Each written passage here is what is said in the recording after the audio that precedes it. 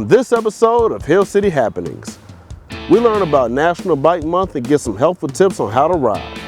Also, we get a tour of a new development and learn how a new program helped fund the project. Coming up next.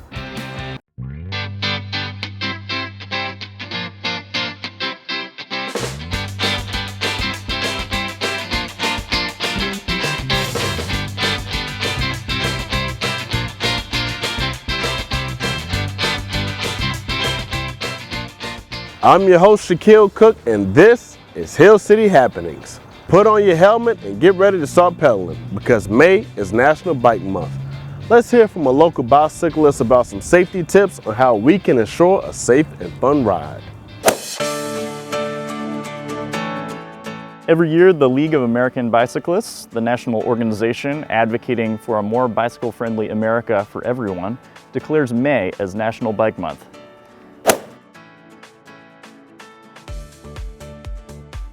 A great way to celebrate National Bike Month is to participate in Bike to Work Week, which is from May 13th through 19th. May is a great time to get out on the trails, maybe ride some bikes with friends, go down Main Street, Jefferson Street. It's a good time.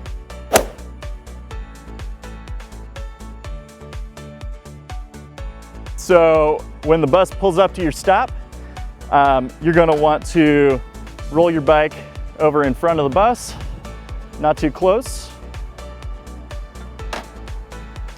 You're going to want to take down the bike rack, squeezing this handle to unlock it. You're going to want to lift up the bike. Make sure the front wheel is in the direction of one of these hooks on the rack you want to put the bike in. So I'm going to lift it over to the back rack here. Make sure the wheels are securely in that slot. You're going to pull this hook out. It has a magnet. Pull it over the wheel. Make sure it's securely hooked around the wheel. Maybe wobble the bike back and forth a little bit, make sure it's secure. And then you can board the bus.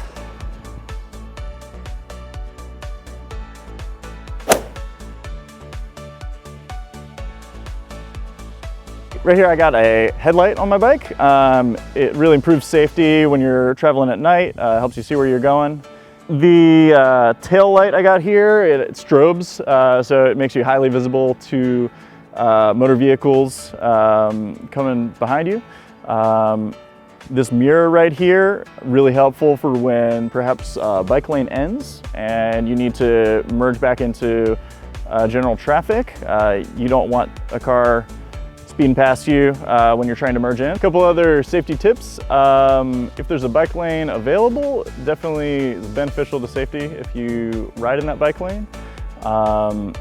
When the bike lane is ending, you want to be very cautious merging back into traffic. That's why I was saying these mirrors are so helpful. When there's not a bike lane, do what's comfortable for you. I tend to ride in the center of the lane because it makes it difficult for cars to pass you unsafely. Some people ride more towards the edge of the road. When you're making turns on a bike, just as if you were in a car, you want to use your turn signals.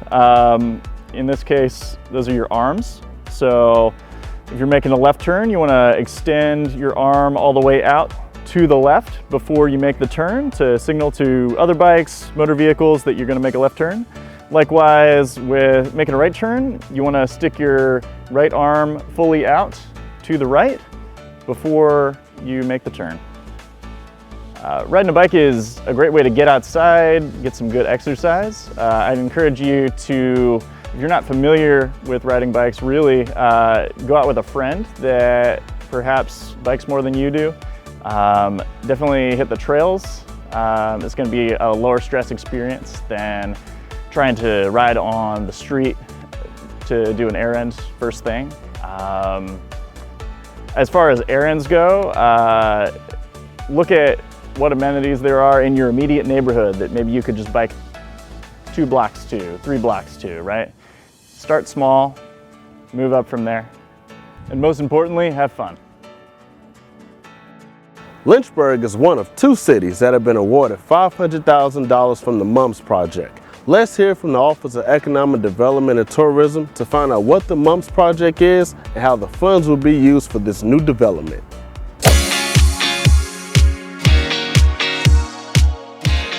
So MUMS is Mixed Use on Main Street.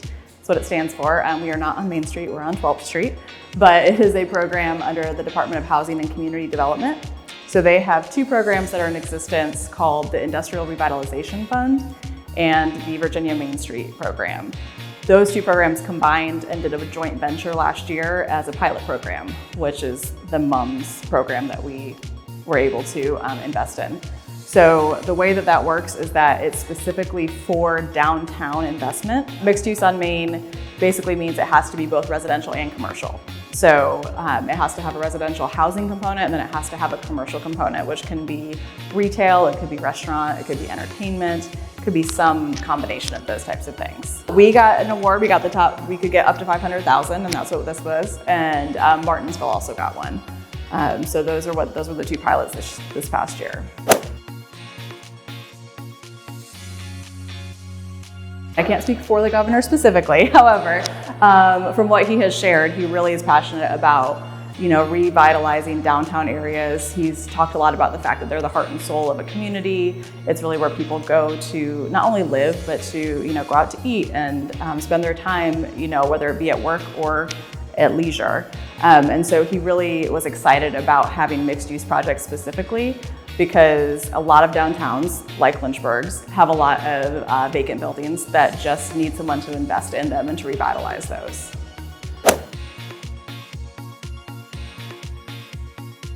The developers, had looked at this location, were already looking to do residential, really wanted to do commercial as well, but we're trying to figure out how to balance the 2. And so when this program came up, they reached out to our office to talk about, the possibility of applying for this program.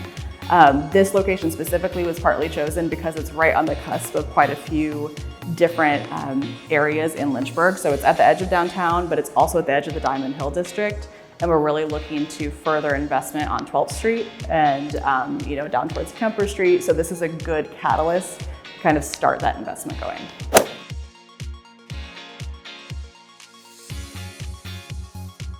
Yes, the original building, the existing structure, which is just the first floor, was actually built as an A&P grocery store back in the 30s. Operated as a grocery store for, I think, over 30 years, and then since then has been used as a warehouse and some other uses. So we ended up buying that structure, and over the course of some months and trial and error, we ended up coming up with a design where we added 3 stories on top of the existing structure, where that's what houses what we're standing in today. Those are 3 stories of apartments.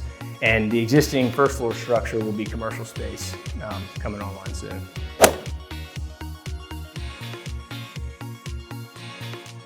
On the residential side, we got 28 units, 1, 2, and 3 bedroom units. We're standing in the kitchen and living room of a 1-bedroom unit that also has an office. These are 2-level units, 2-story units on this floor, so the bedroom is upstairs. There's also a private rooftop deck, which we think it would be a great amenity. And then on the main floor, the commercial space, we're in the early stages of putting in a bar restaurant concept. So, food, beverage, entertainment.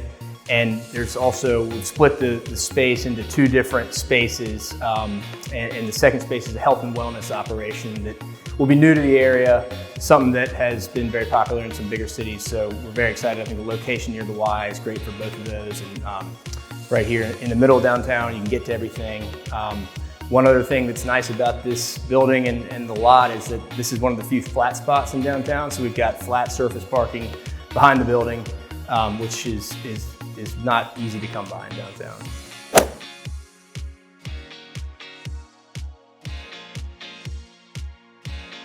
That's a great question, and we think it says a lot. Certainly, we made it what we think is a big investment on our own to do this, so we're believers. We think there's a ton of upside. The city and downtown specifically have a ton of room to run.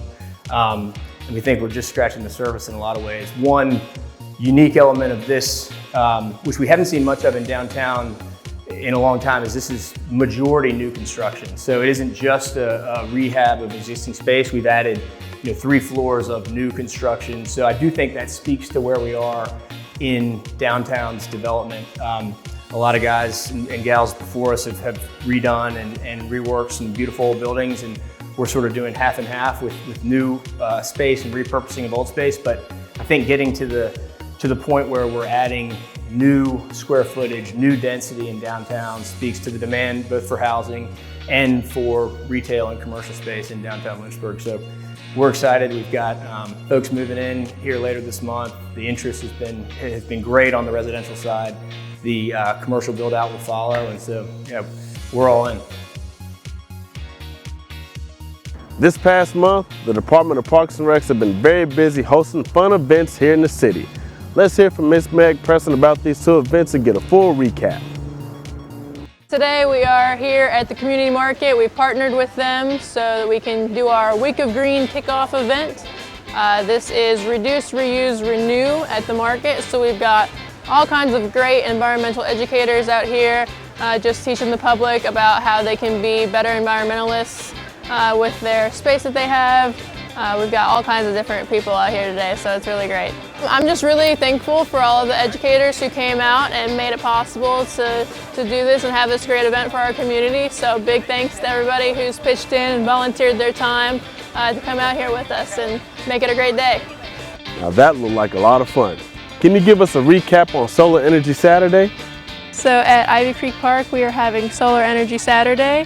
It's a fun family event that's totally free, but it's just talking about environmental education again like we did last week at the market. This one's more based on solar energy because of our cabin down at the lake. Clemens Lake is run by solar energy. It's got a solar panel on it, so it's just touching base on some of those cool topics. I'm just really grateful that we were able to offer this to the community and get people to come out and have a good time.